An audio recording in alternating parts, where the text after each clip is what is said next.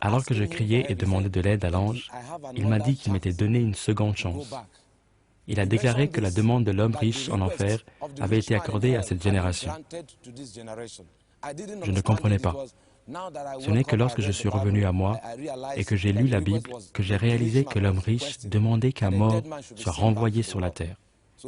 Il m'a dit que cette demande avait été accordée à cette génération comme dernier avertissement, qu'il me donnait l'occasion de revenir sur la terre comme dernier avertissement à cette génération.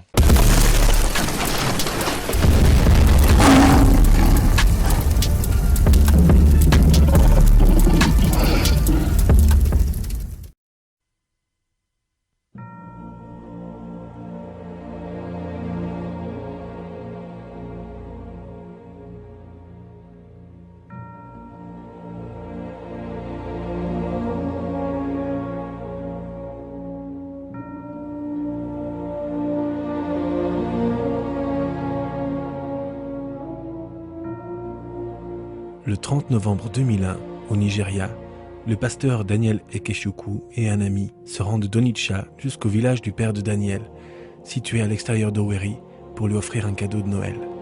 Sur le chemin du retour, le pasteur Daniel tente d'utiliser les freins en arrivant au bas d'une colline escarpée non loin de sa maison. La pédale s'enfonce, sans résistance, jusqu'au plancher du véhicule. La voiture s'encastre dans un pilier en pierre. Le thorax de Daniel s'écrase contre le volant et sa tête contre le pare-brise. Daniel est transporté d'urgence à l'hôpital le plus proche à Onitsha et placé aux soins intensifs. Son état est qualifié de critique.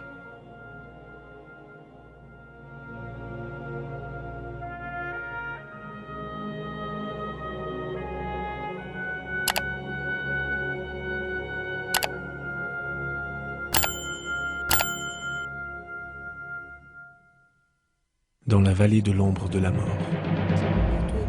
Ils lui ont dit « Pasteur, votre épouse vient d'arriver, elle est là. » Alors il a ouvert les yeux et il m'a appelé. Je lui ai demandé « Tu veux nous quitter, moi et les enfants ? Mais tu peux pas faire ça. » Alors il m'a demandé où il se trouvait et je lui ai répondu « Tu es à l'hôpital Borromeo. » Et à ce moment-là, il m'a dit que si je l'aimais et que je voulais pas qu'il meure ici, alors je devais le sortir de cet endroit et le conduire chez son médecin à Owerri. Daniel est déplacé malgré les mises en garde de l'équipe médicale. Quelques minutes seulement après leur départ, Daniel commence à éprouver des difficultés pour respirer. Pendant le trajet, mon mari m'a appelé et il m'a demandé de prendre soin des enfants et du ministère en m'expliquant qu'il avait construit une maison pour moi, que je ne devais pas m'inquiéter mais m'occuper de chacun. Il m'a dit que certaines personnes sont appelées à mourir avant d'autres et qu'il en faisait partie, que son voyage était terminé. Alors je me suis mise à pleurer, je l'ai appelé. J'ai aussi commencé à penser à ce que j'allais souffrir dans le futur car je savais que j'étais enceinte. Mes amis m'aidaient à tenir debout, ils me disaient de ne pas pleurer, de me ressaisir. Nous sommes arrivés d'abord au centre médical fédéral. Ils nous ont dit qu'il était trop tard et qu'ils ne s'occuperaient pas de nous. Ils nous ont aussi annoncé que le médecin de Daniel n'était pas là. Puis un médecin et une infirmière sont sortis pour voir ce qu'il se passait. Nous avons expliqué que cet homme avait eu un accident, ils ont dit « c'est trop tard, il est déjà mort, nous devons le conduire à la morgue ». Ensuite, nous nous sommes précipités à la clinique Saint-Eunice et avons rencontré le docteur Joss. Il l'a examiné avec soin, puis a dit qu'il était mort et qu'il était préférable que nous le mettions à la morgue. On m'a indiqué qu'il avait eu un accident de voiture à Onitsha. Lorsque je l'ai examiné, j'ai regardé son thorax et il n'y avait aucun mouvement respiratoire. J'ai écouté avec le stéthoscope, il n'y avait aucun souffle. J'ai contrôlé le cœur et le système cardiovasculaire, il n'y avait aucun son. Le patient n'avait plus de pulsation. J'ai examiné les yeux, les pupilles étaient fixes et dilatées. J'en ai conclu que le patient était mort et qu'il devait être conduit à la morgue.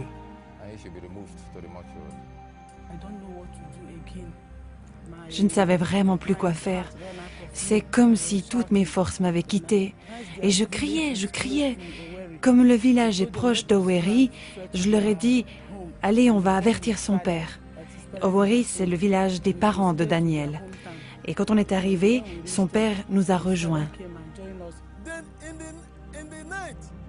Vendredi à minuit, son épouse est venue ici avec le corps. Après l'avoir vu, Je les ai emmenés à la morgue pour éviter la foule.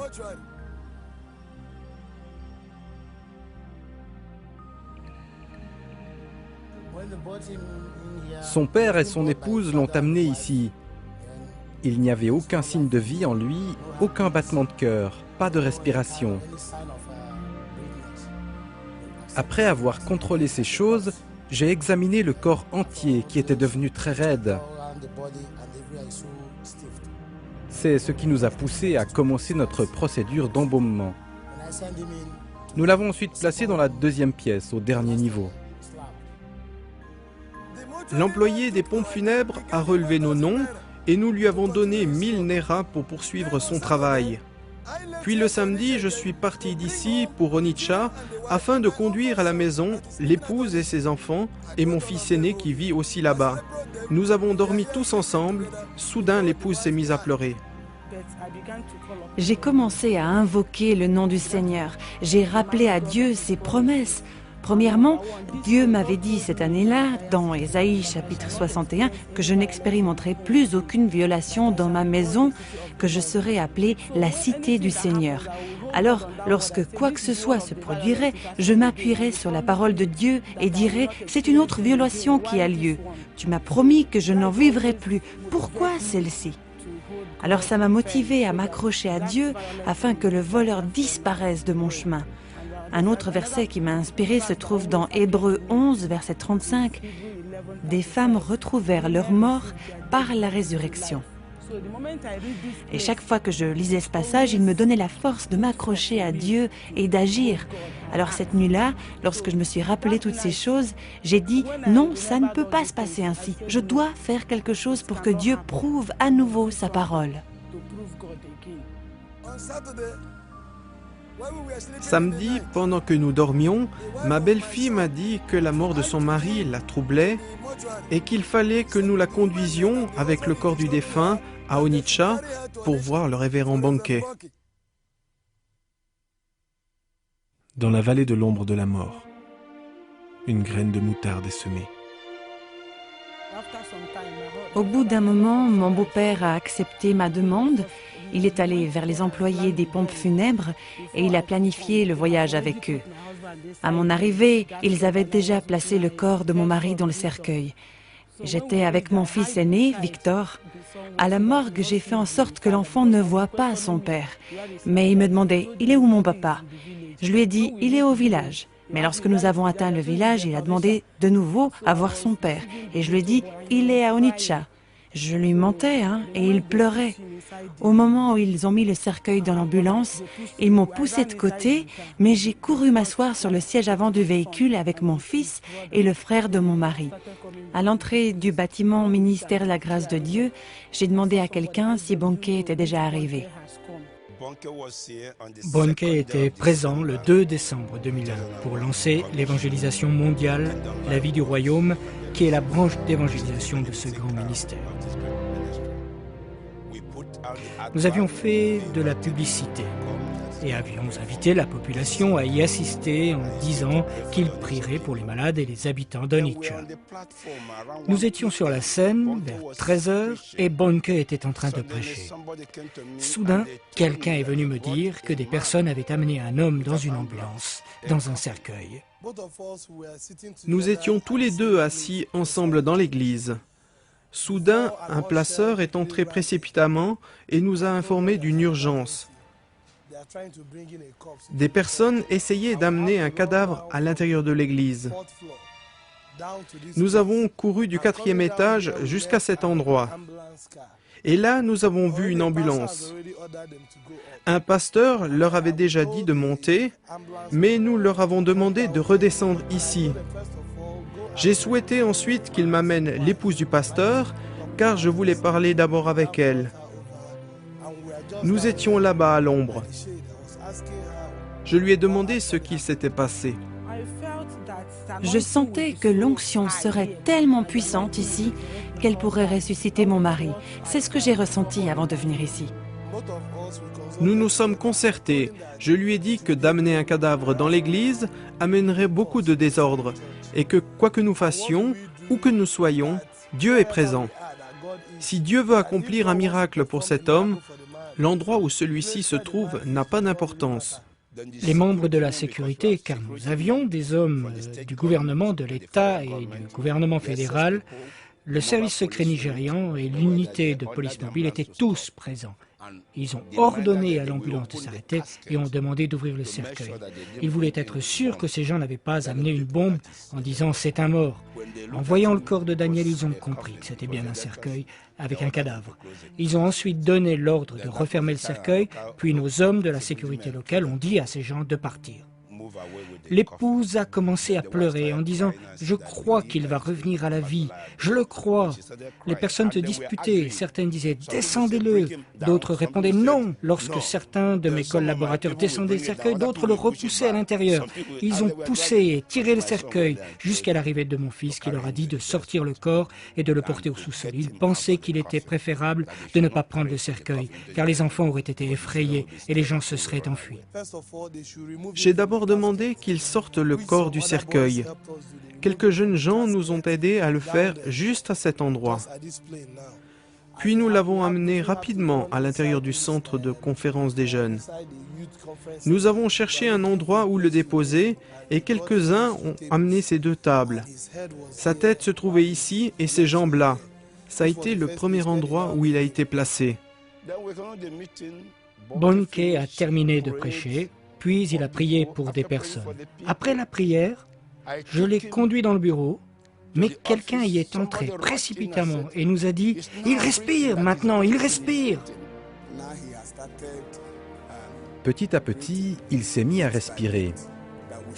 Moi-même et mon ami le pasteur Luc Ibekwe, nous avons senti que nous devions commencer à prier. Mais lorsque je l'ai touché, tout son corps, de la tête aux pieds, était aussi rigide qu'un bâton. Ses mains étaient comme ceci. Quelqu'un a même pris une photo. Ses bras étaient comme cela à ses côtés. Nous avons prié sans cesse. Il respirait et son souffle se fortifiait de plus en plus.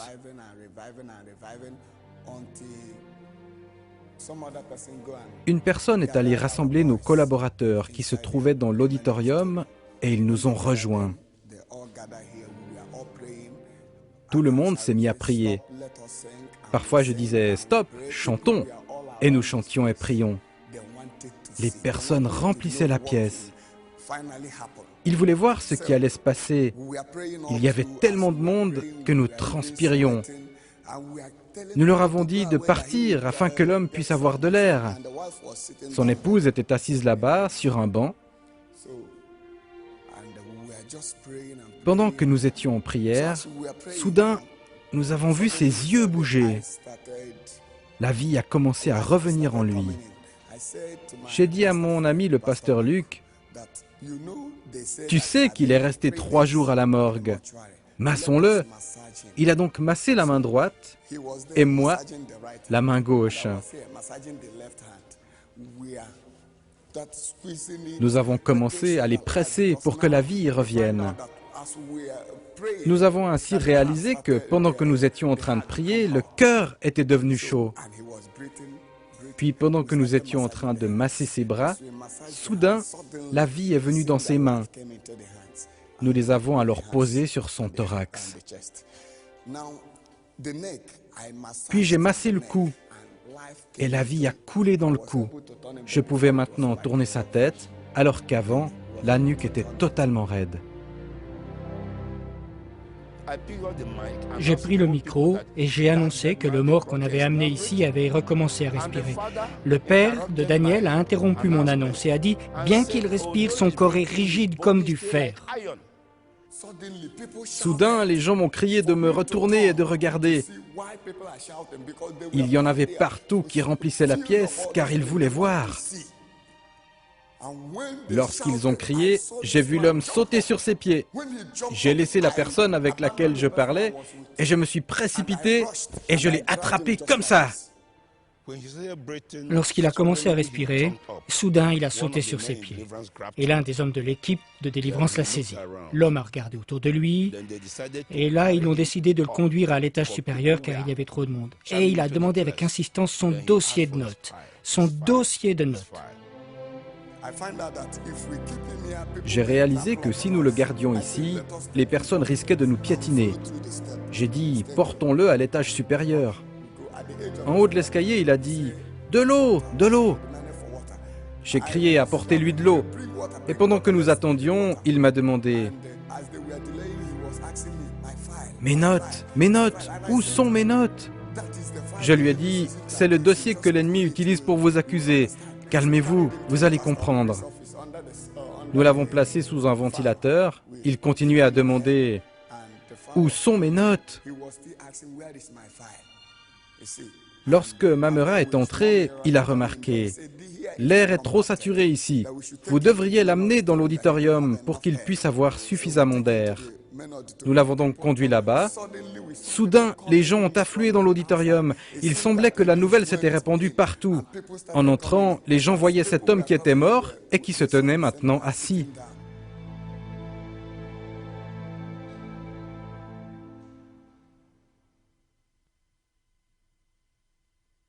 Le voyage de Daniel.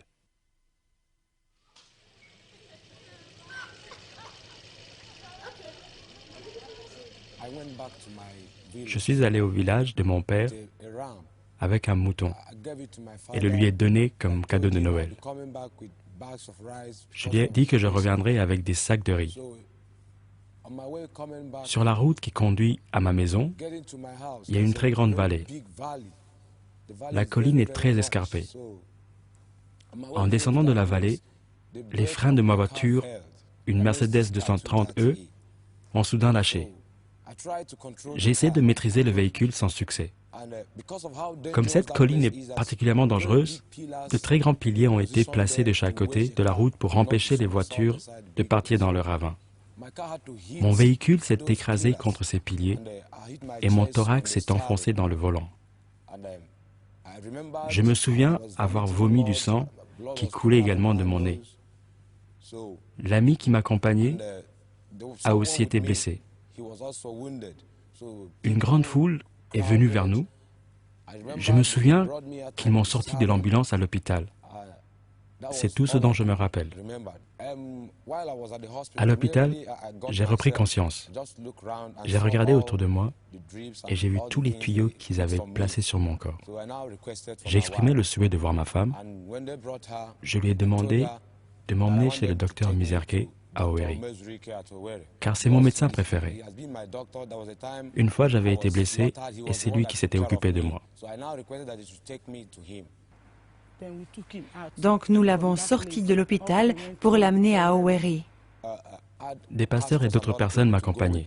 À cause de la manière dont je respirais, j'ai compris que quelque chose pourrait se passer au cours du voyage. Je leur ai demandé de permettre à ma femme de venir avec moi dans l'ambulance. À un moment donné, 2 anges sont entrés. Lorsque je les ai aperçus, j'ai été très effrayé et je voulais raconter aux autres ce que je voyais. Mais l'un des anges a fait comme cela, pour que je ne parle pas d'eux. J'ai seulement demandé à mon épouse de prendre soin de l'église et de certaines autres choses dont elle n'était pas au courant. Puis les 2 anges m'ont emmené. Nous sommes arrivés dans un endroit où ils m'ont confié à un autre ange. Celui-ci m'a dit que nous allions visiter le paradis. Je parlais avec lui comme avec un être humain. Je lui posais des questions et il me répondait. Il me tenait comme le fait un ami.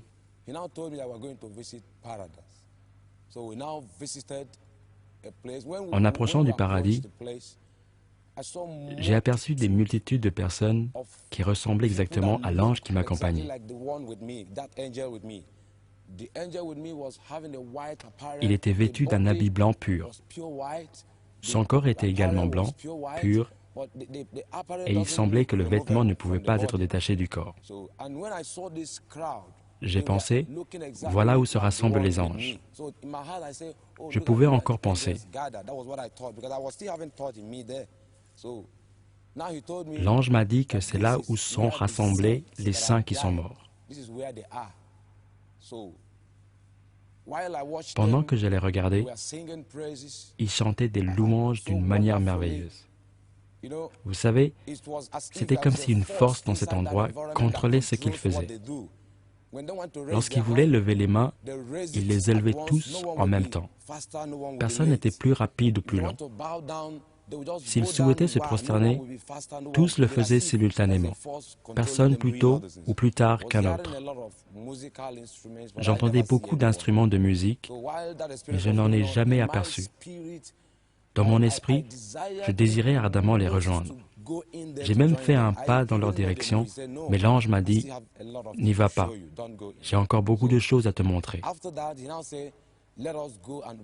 Allons visiter la demeure que Jésus a promise. Il m'a conduit dans un endroit merveilleux. En fait, ce que j'ai vu là-bas, aucun mot ne peut le décrire. C'était si glorieux, une demeure tellement magnifique. Elle semblait être en verre, en or ou quelque chose qui est indescriptible. Même les fleurs semblaient être en or. L'ange m'a dit que Jésus a terminé les demeures, mais que les saints ne sont pas prêts. Il m'a ensuite annoncé, allons visiter l'enfer. Une chose qui s'est produite après avoir vu le paradis, c'est que quelle que soit la destination que l'ange mentionnait, nous nous y trouvions immédiatement. Nous n'avons jamais volé ou bougé. Dès qu'il a dit, allons visiter la demeure, en un clin d'œil, j'ai vu un endroit qui ressemblait à cette demeure dont il avait parlé. Lorsqu'il a dit ensuite, allons visiter l'enfer, en un clin d'œil, nous nous sommes retrouvés devant un très grand et très large portail où il était écrit « Bienvenue aux portes de l'enfer ». Dès notre arrivée, l'ange a levé sa main ainsi et il l'a rabaissée. Et le portail s'est ouvert immédiatement après un bruit terrifiant. J'ai commencé à entendre des lamentations. J'ai regardé à l'intérieur et j'ai aperçu des personnes comme vous et moi, et non comme ceux que j'avais vus de l'autre côté du ciel. Ils portaient des habits et avaient le même corps que nous. Certains étaient noirs, d'autres blancs. Ils criaient. Il y avait beaucoup de souffrance, de tourments.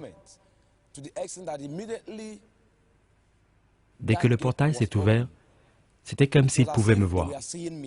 Je ne pense pas qu'ils percevaient l'ange à mes côtés, car ils ne lui ont jamais demandé de venir à leur aide. C'est à moi qu'ils criaient pour de l'aide. Je me souviens plus particulièrement de quelqu'un qui m'a bouleversé car je suis pasteur. Il criait, « Je suis pasteur, j'ai seulement volé de l'argent à l'église, mais je suis prêt à le rendre immédiatement. » Il voulait simplement dire qu'il était prêt à rembourser pour que je puisse l'aider. Une force les tourmentait. Je n'ai vu aucun feu, aucune flamme en enfer, mais le tourment là-bas est tel que les personnes semblent se trouver au milieu d'un feu. Tout ce que l'ange m'a dit, je l'ai noté dans un dossier qu'il m'avait donné avec un crayon. Lorsque je suis revenu à moi, ce dossier est la première chose dont je me suis souvenu. Je leur ai demandé où sont mes notes. Ils ne comprenaient pas. Plus tard, j'ai réalisé que mon dossier, c'était mon souvenir de cette expérience. Alors que je criais et demandais de l'aide à l'ange, il m'a dit qu'il m'était donné une seconde chance. Il a déclaré que la demande de l'homme riche en enfer avait été accordée à cette génération. Je ne comprenais pas. Ce n'est que lorsque je suis revenu à moi et que j'ai lu la Bible que j'ai réalisé que l'homme riche demandait qu'un mort soit renvoyé sur la terre. Il m'a dit que cette demande avait été accordée à cette génération, comme dernier avertissement, qu'il me donnait l'occasion de revenir sur la terre comme dernier avertissement à cette génération. Daniel retourne au village de son père.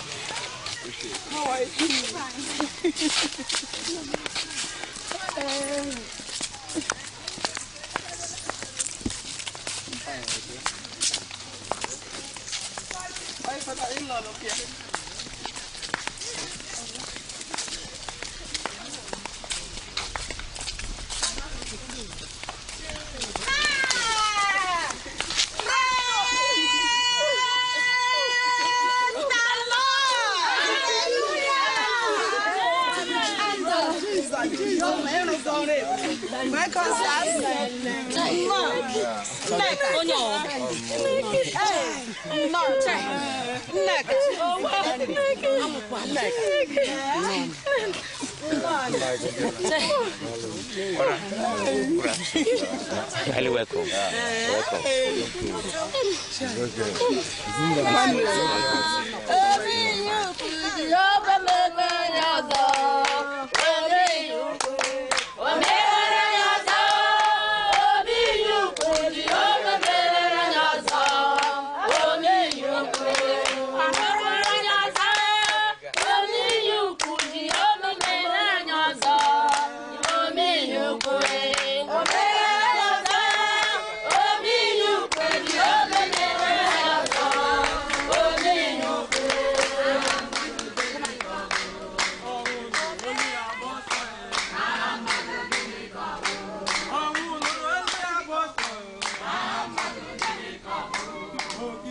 De retour à la morgue.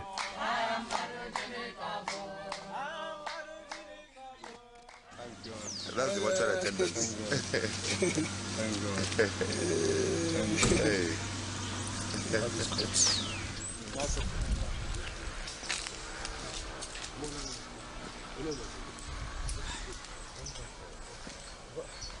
Well, it was on the 30th of November. That was a Friday night. Le 30 novembre, un vendredi soir, il a été amené ici par son père et sa femme dans une ambulance Volvo rouge. Ils m'ont remis le corps que nous avons étendu ici pour le premier examen.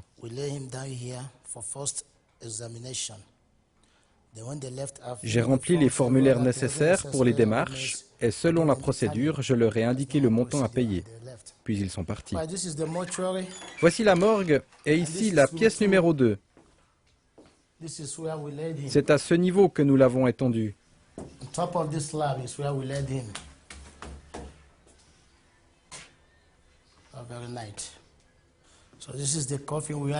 Voici le cercueil où vous avez été placé pour aller à Onitsha, où vous êtes revenu à la vie.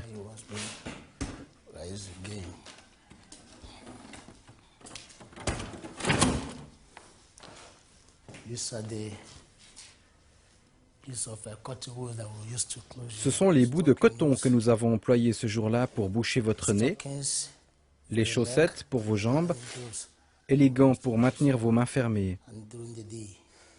C'est ce que nous avons utilisé ce funeste dimanche. C'est là que vous reposiez pour le voyage jusqu'à Onitsha. Dimanche matin, à la première heure, votre épouse est venue vers moi en pleurant et en me disant qu'il y avait un homme de Dieu en ville, l'évangéliste Reinhard Bonke.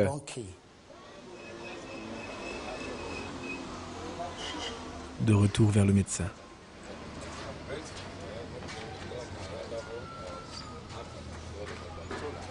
C'est choquant de voir quelqu'un qui était mort et qui est de nouveau en vie. C'est choquant. C'est bouleversant de se trouver à nouveau avec la personne et de discuter avec elle. Que toute la gloire revienne à Dieu. Aujourd'hui encore, j'ai peur de lui à cause de ce que j'ai vu ce vendredi-là et de ce que je vois maintenant. Je pense que nous devons remercier Dieu. Je ne peux le croire. Moi-même, je n'arrive pas à le croire. Le lundi suivant, lorsqu'il est venu chez moi, tout son corps sentait les produits chimiques d'embaumement. Je n'ai jamais rien vu de tel. Je sais qu'un mort peut revenir à la vie, mais je n'ai jamais entendu parler de quelqu'un qui est resté 3 jours à la morgue. C'est un membre de la sécurité, un musulman, qui a ôté les bouts de coton de son nez et a libéré ses mains. C'est merveilleux, c'est ahurissant. Lorsque les anges m'ont emmené de l'ambulance, je savais que c'était des anges car je suis chrétien. J'avais déjà entendu des histoires à leur sujet. Quand je les ai vus, j'ai su que j'étais mort. J'ai alors cessé de me souvenir de quoi que ce soit. Je ne me souvenais même plus de ma femme, de mes enfants, de mes maisons, de ma voiture, de tout ce qui me concernait. Dieu m'avait béni, mais je ne me souvenais de rien. Le dimanche, lorsque je suis revenu à moi, J'ai entendu beaucoup de voix et j'ai vu des mains me tenir. Quelqu'un disait « cercueil, mort, 3 jours ». Je ne comprenais pas. Je n'ai posé des questions qu'en arrivant chez moi. Là, mon épouse m'a tout expliqué.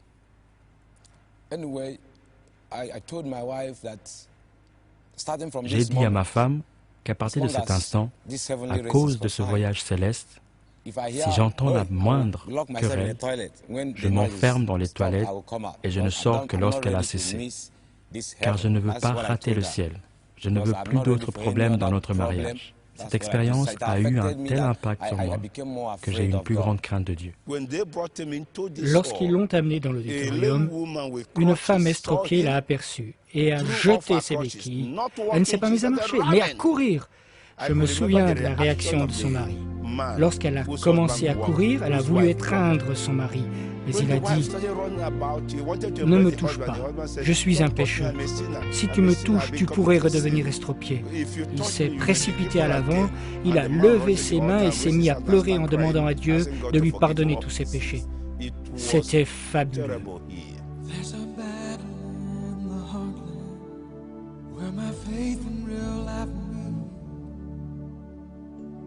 Sometimes hope seems out of reach.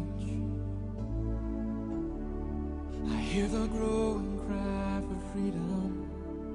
Am I equal to the call? Where's the love that conquers all? It's so easy to be human, so human to give in. But when I reach beyond my weakness, I'm reminded once again, the power is still where it's always been. The word is alive, Jesus still lives. The power of His blood hasn't lessened or dimmed. It's where it's always been. It's where it's always been.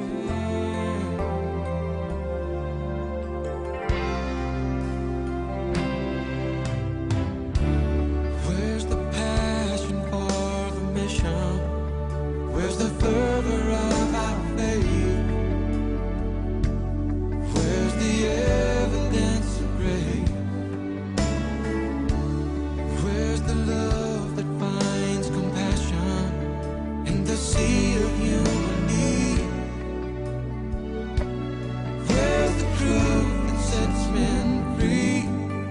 In a world that holds no answer, every heart will someday find that everything they've longed for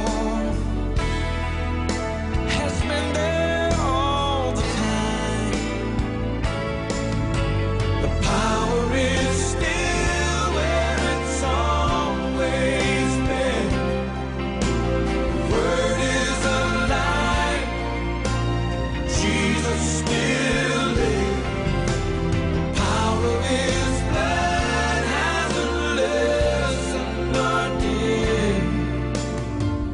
It's where it's always been. It's where it's always been. There's a cross that I can hold to. There's a reason to believe. There's an empty grave that's calling out to me.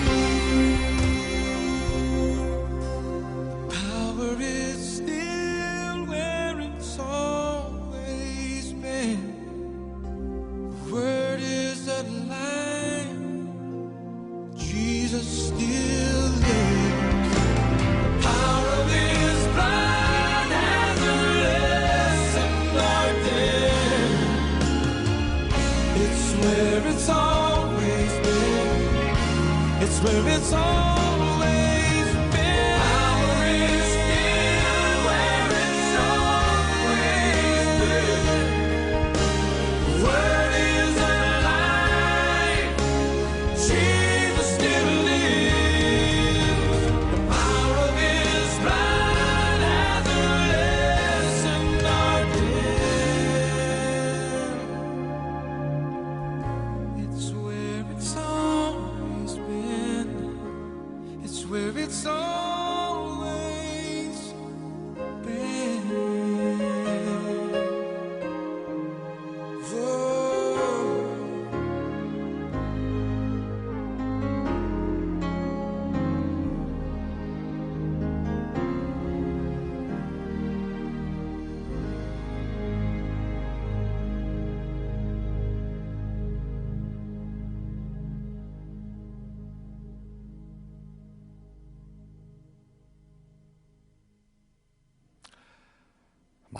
Mes amis, ce que vous venez de voir est un miracle qui a été attesté et documenté de telle sorte que, selon moi, personne ne peut le considérer avec désinvolture.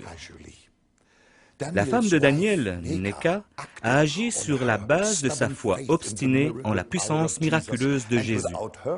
Sans sa foi et les actions qui en ont découlé, aucun de ces événements n'aurait pu se produire. Mais il y a plus que l'importance de la foi. Il est clair que le Seigneur a quelque chose de très spécifique à dire à cette génération, à chacun d'entre nous. Au cours de plus de 30 années de prédication en Afrique, j'ai parlé d'innombrables fois de l'homme riche et de Lazare. Comme cela est étroitement lié avec ce que vous venez d'entendre et de voir, j'aimerais vous montrer un court extrait de ce message. Je vous retrouve tout de suite après. Maintenant, je me pose la question suivante.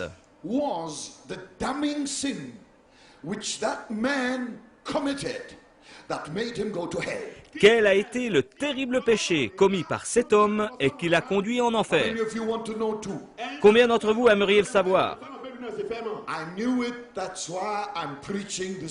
Je le savais, c'est pourquoi je prêche ce message.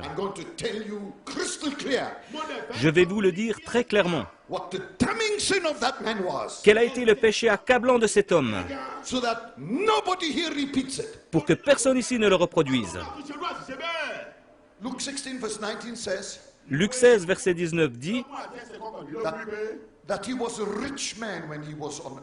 qu'il était un homme riche lorsqu'il était sur terre.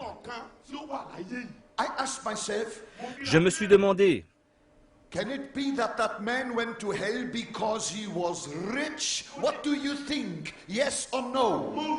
se peut-il qu'il soit allé en enfer parce qu'il était riche? Qu'en pensez-vous? Oui ou non? Non! Je suis d'accord avec vous.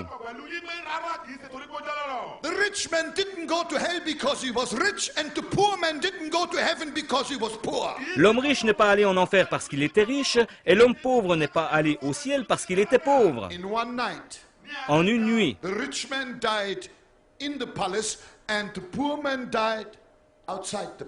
l'homme riche est mort dans son palais et le pauvre est mort à l'extérieur du palais.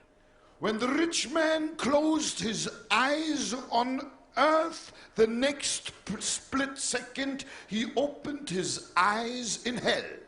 Lorsque l'homme riche a fermé ses yeux sur cette terre, la seconde suivante, il les a ouverts sur l'enfer. C'est Jésus qui parle. C'est Jésus qui parle. Amen. The rich man died and the next moment he was in hell. L'homme riche est mort et à l'instant d'après, il était en enfer. Puis Jésus dit que l'homme pauvre est mort.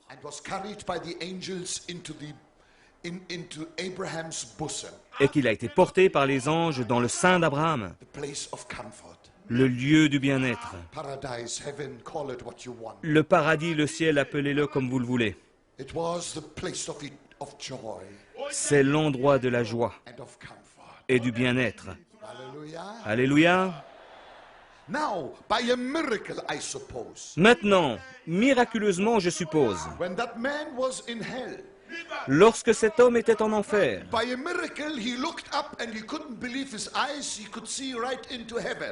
miraculeusement, il a levé la tête et n'a pu en croire ses yeux. Il pouvait voir directement dans le ciel. Amen. And he saw that poor man who was in front of his house, he saw him in the arms of Abraham. Et il a vu ce pauvre homme qui se tenait en face de sa maison, il l'a vu dans les bras d'Abraham. Now a conversation started between hell and heaven, and that will give us the answer to the question what the damning sin of the man in hell was. Puis une conversation s'est engagée entre l'enfer et le ciel, et elle va nous donner la réponse à notre question. Quel a été le terrible péché de cet homme maintenant en enfer? Dites Amen. Alléluia. L'homme riche en enfer a crié et a dit, il a dit, Père Abraham, Lazarus with one drop of water here down to hell because I am tormented in these flames. Envoie Lazare ici en enfer avec une goutte d'eau, car je suis tourmenté dans ces flammes. Abraham said, this is not possible because there is no bridge from heaven to hell. Abraham a répondu que cela n'était pas possible, car il n'y a pas de pont entre le ciel et l'enfer. Nobody can come up and nobody will go down. Personne ne peut monter, personne ne peut descendre. When the man in hell realized that he couldn't get help from heaven while he was in hell, Lorsque l'homme en enfer a réalisé qu'il ne pouvait pas obtenir de l'aide du ciel, when he realized that, lorsqu'il l'a compris, then he said, Father Abraham, I beg you, I still have got five brothers on earth who commit the very same sin that I have committed, which means that they will come and join me in hell.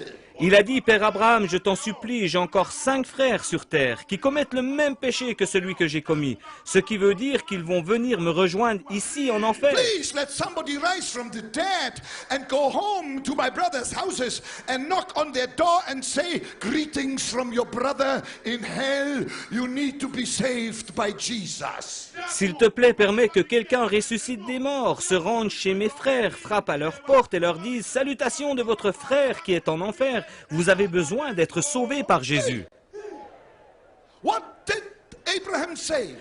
Qu'a dit Abraham? Abraham said they have Moses and the prophets. He meant they have the word of God and they have the preachers of the word of God. Abraham a dit, ils ont Moïse et les prophètes. Il voulait dire qu'ils ont la parole de Dieu et les prédicateurs de la parole de Dieu. And if they don't believe the word of God by the preachers of the word of God, they will also not believe if somebody would return from the dead. Et que s'ils ne croient pas en la parole de Dieu annoncée par les prédicateurs, ils ne croiront pas non plus si quelqu'un ressuscite des morts. Say amen. Dites Amen. Now I come to the point. Maintenant, j'en viens au fait. Now I'm ready to tell you what I believe was the damning sin that made that man go to hell.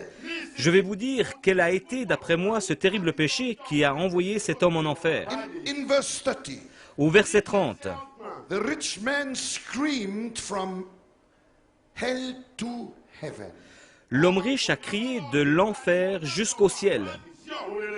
In reply and said, et a répondu, No, Father Abraham. Non, Père Abraham. No, no, no, Father Abraham. Non, non, non, Père Abraham. Suddenly the Holy Spirit began to speak to me. Soudain, le Saint-Esprit a commencé à me parler. He said, Here you can see what the sin of this man was that made him go to hell. Et il m'a dit, voici le péché de cet homme qui l'a envoyé en enfer. Are you listening? Êtes-vous en train d'écouter? This is it. C'est celui-ci. That man in hell said no to Abraham in death. Cet homme en enfer a dit non à Abraham dans la mort.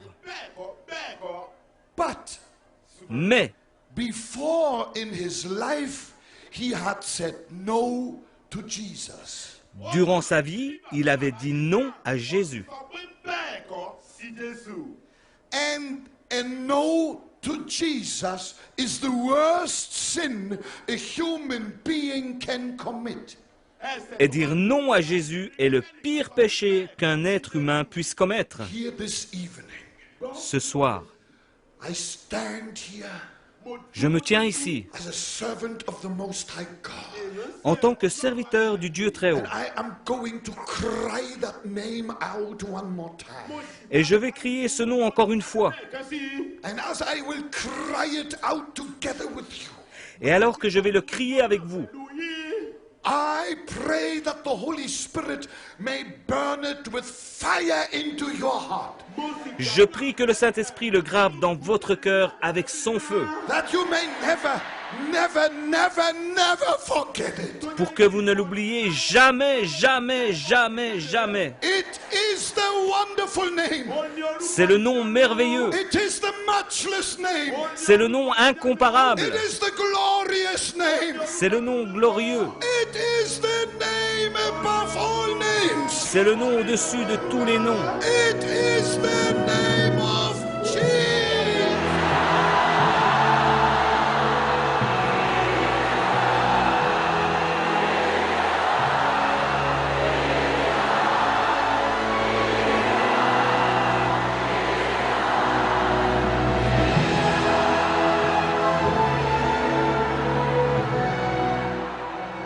car il n'y a sous le ciel aucun autre nom donné parmi les hommes par lequel nous devions être sauvés.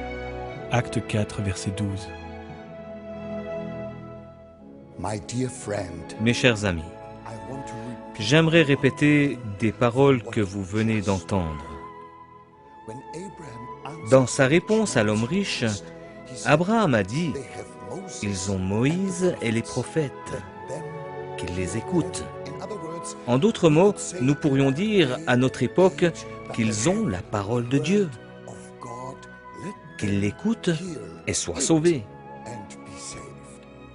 Alors l'homme riche a crié « Non, Père Abraham, ce sont des mots révélateurs. »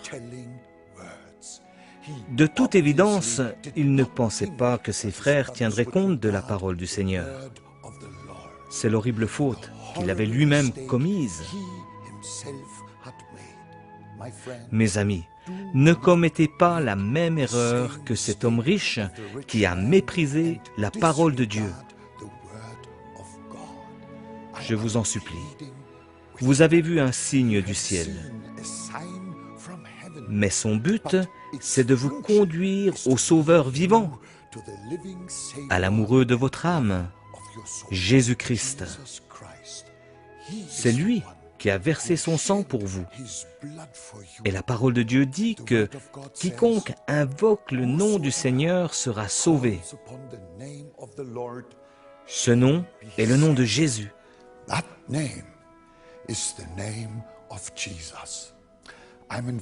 Je vous invite à faire ce pas vital en ce moment même.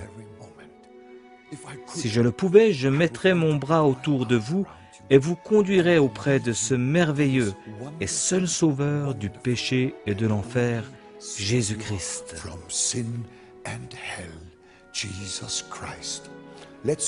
Invoquons son nom, maintenant, en cette seconde même. Quelque chose se passera en vous, comme cela s'est aussi produit en moi. Car Jésus-Christ entrera dans votre vie. Répétez simplement cette prière après moi, mais du fond du cœur, avec confiance et engagement, et les cieux ne resteront pas silencieux. Il y aura une réponse. Prions et répétez ces mots après moi. Cher Seigneur Jésus-Christ, j'ai entendu ta parole et je réponds à ton invitation. Je dis oui à Jésus. Je dis oui au salut. Et je dis non au péché et à Satan. Je me repens de mes péchés. Je te donne ma vie. Je crois avec mon cœur ce que je dis maintenant avec ma bouche. Je suis un enfant de Dieu. Jésus-Christ est mon sauveur. Je suis né de nouveau. Je le crois et je le reçois et je te remercie pour cela. Dans le nom de Jésus. Amen. Acceptez, appropriez-vous par la foi le fait que vous êtes maintenant un enfant de Dieu et que vous êtes, en ce moment même, en route pour le ciel. Que Dieu vous bénisse. Vous avez rejoint la famille de Dieu. Votre prochain pas est vital. Contactez l'ami qui vous a donné cette cassette ou une église locale fondée sur la Bible. Dites-leur que vous venez de recevoir Jésus-Christ comme votre Seigneur et Sauveur. Le ministère Christ pour toutes les nations a été fondé par Reinhard Bonnke en 1974 et son but premier est une Afrique lavée par le sang. Ces campagnes d'évangélisation ont été suivies par plus de 1,5 million de personnes en un seul service.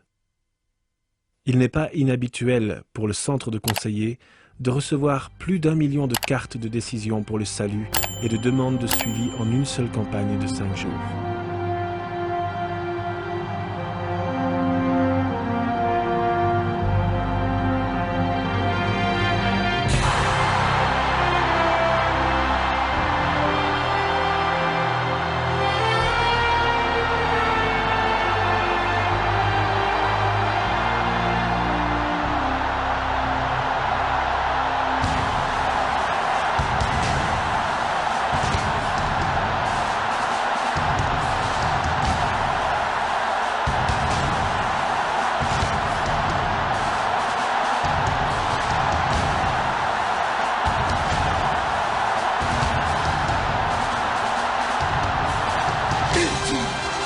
Coupables, nous sommes tous coupables devant Jésus-Christ, le Fils de Dieu. Nous sommes des pécheurs et nous sommes privés de la gloire de Dieu.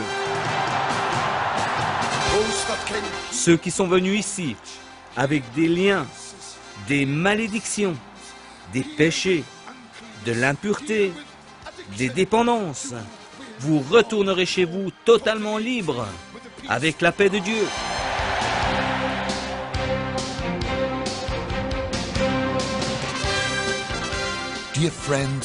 Chers amis, il y a des moments dans la vie où vous êtes simplement en admiration devant ce que Dieu accomplit juste sous vos yeux par son Saint-Esprit. Notre croisade du millénaire à Lagos, au Nigeria, a été pour moi l'une de ces expériences. Il y a plusieurs années, j'ai reçu une prophétie disant qu'un jour, je verrais 1 million d'âmes sauvées en un seul service. La dernière nuit, cela s'est produit. Le total des cartes de décision de ce jour-là s'est élevé à 1 93 745. Les témoignages de salut, de délivrance et de guérison miraculeuse ont été trop nombreux pour être comptés.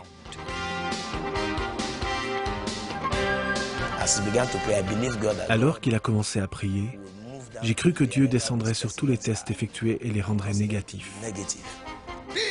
Sois guéri de la tuberculose au nom de Jésus.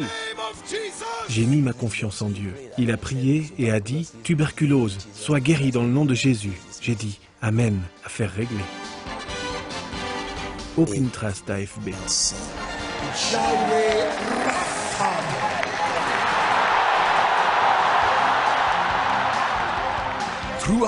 Au cours de la semaine, nous avons reçu un total de 3,4 millions de cartes de décision.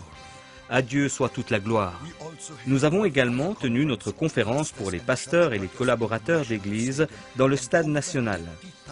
Et plus de 80 000 personnes se sont rassemblées pour recevoir des flammes de feu afin d'aller et d'accomplir efficacement le grand commandement. Jésus ne nous appelle pas en fonction de qui nous sommes, mais à cause de ce qu'il peut faire de nous. Jésus choisit des personnes ordinaires, des personnes comme vous, des personnes comme moi.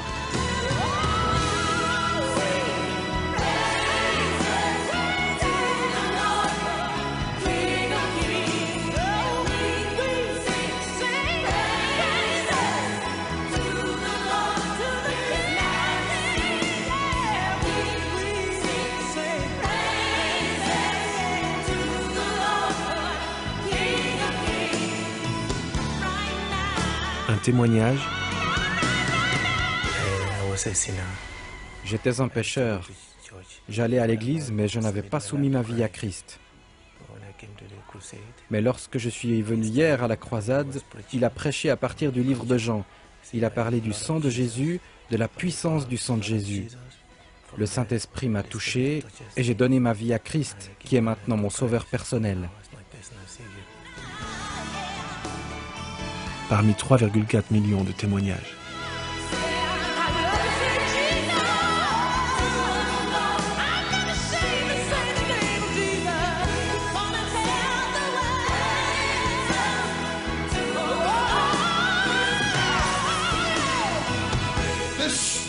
L'agneau de Dieu, parfait, sans tache, il est venu pour sauver les pécheurs.